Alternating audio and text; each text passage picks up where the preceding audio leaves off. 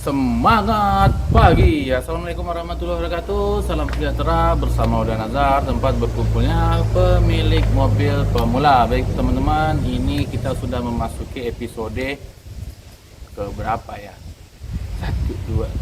Episode keempat ya. Episode keempat bagi teman-teman yang belum nonton, nanti Uda Nazar kasih linknya, semoga nggak lupa di deskripsinya ini. Kalau nggak nanti dicari aja di playlist. Nah, seperti yang sebelumnya ya, kita masih berbicara mengenai mana sih bagusnya beli mobil listrik dengan beli mobil konvensional. Nah, untuk hari ini Uda Nazar akan sharing sedikit mengenai ketersediaan spare part, mungkin ya, ketersediaan spare part, terus rasa was-was rasa was-was yang dialami oleh teman-teman Uda Nazar itu yang menggunakan salah satu brand dari mobil listrik.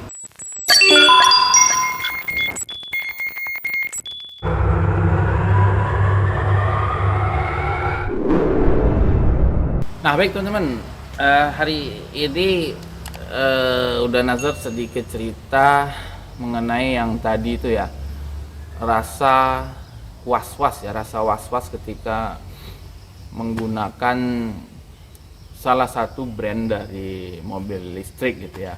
Was-wasnya tuh gimana? Was-wasnya begini, ketika teman Uda Nazar tuh membeli mobil listrik itu kan diklaim itu jarak tempuhnya entah 250 apa 300 km, Uda Nazar lupa dia beli yang mana. Nah, hanya ketika dia berjalan menempuh jarak tertentu, kebetulan itu dia perginya itu agak siangan, terus sudah mencapai malam, pulangnya itu bisa jam 9 malam.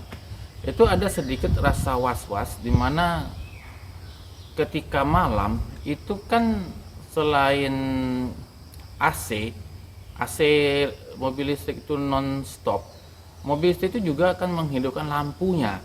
Nah, dia melihat itu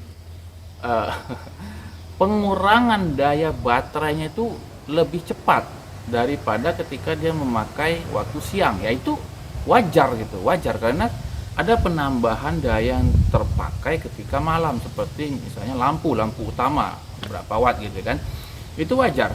Nah, yang dikhawatirkannya gitu tidak adanya ketersediaan itu untuk mencas itu mobil kalau dari perjalanan dia menuju ke rumahnya. Nah, ini salah satu faktor yang harus teman-teman perhatikan ketika membeli mobil listrik.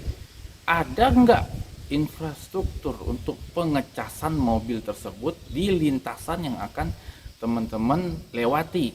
Ya, mungkin kalau misalnya di kota-kota besar kayak Jakarta, Semarang, Surabaya dan segala macamnya itu mungkin ada gitu. Tapi kalau misalnya di tempat Uda Nazar ini, sampai video ini dibikin itu di Bintan, itu belum ada. Nah, sedangkan perjalanan di sini itu jauh, istilahnya tuh udah jauh, hutan lagi, tengah hutan gitu ya.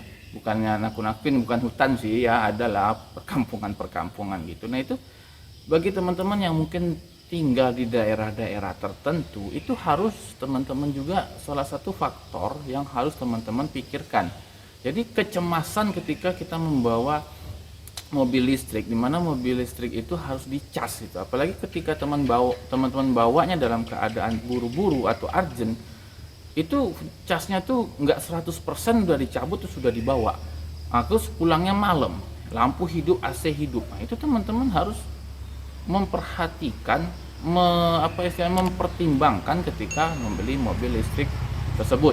Nah, kemudian yang kedua, kebetulan, nggak tahu lah ini kebetulan atau apa, mobil listrik yang kita bandingkan dalam video-video sebelumnya itu, sampai detik ini, sampai dengan video ini dibuat, itu terkendala di masalah spare part. Terkendalanya apa?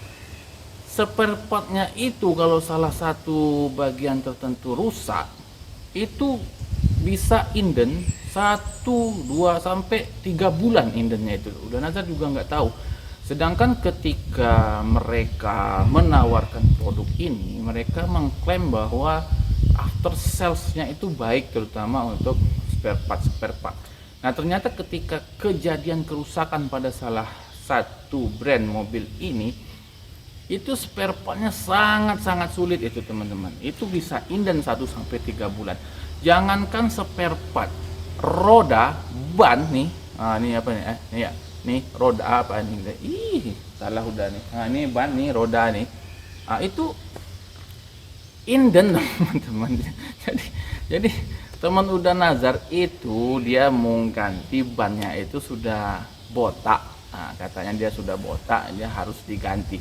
Nah, ketika dia pergi ke dealernya, ke dealernya itu, dia bilang, oh Pak, kita harus menunggu 1 bulan untuk mengadakan ban mobilnya. Nah, itu bayangkan teman-teman. Teman-teman harus juga mempertimbangkan hal-hal yang seperti ini.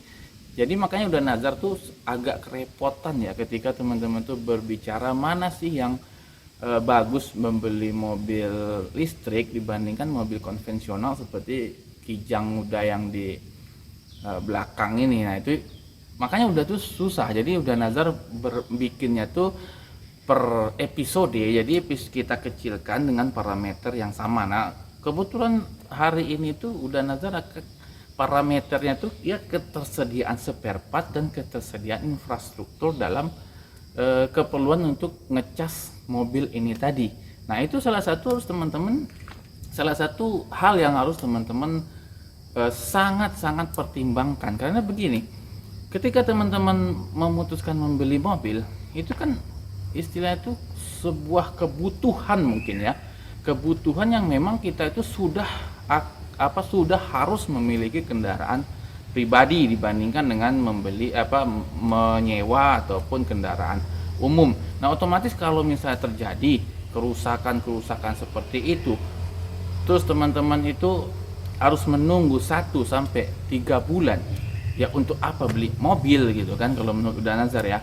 Nah, sedangkan kalau mobil konvensional, baik itu yang udah jadul atau yang udah tua atau yang produksi kemarin atau produksinya zaman Majapahit lalu, itu spare partnya ya alhamdulillah itu after salesnya itu ya tersedia gitu. Misalnya contohnya Kijang mudanya aja, Kijang tahun 97, kalau ini rusak kita udah nazar membutuhkan spare part ya, walaupun di Bintan ini dia nggak ada, itu di Jakarta, di Jawa, Surabaya, Semarang, apalagi Yogyakarta itu masih ada. Itu nggak perlu inden 1 sampai 3 bulan ya. Kalau pengiriman dari all shop aja ya paling maksimal 2 minggu udah nyampe.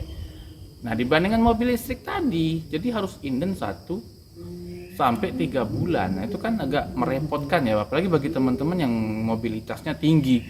1 sampai 3 bulan mobil nggak bisa dipakai. Nah, itu sedikit udah sharing mengenai ketersediaan spare part dan ketersediaan infrastruktur dalam untuk ngecas mobil listrik tadi. Jadi teman-teman bisa bandingkan nanti dari 4 video ini kira-kira mana yang bagus, kemudian parameter apa yang akan teman-teman gunakan untuk membandingkannya. Karena dari awal udah nazar kasih tahu bahwa membandingkan sesuatu yang tidak terlalu sama parameter itu memang agak susah.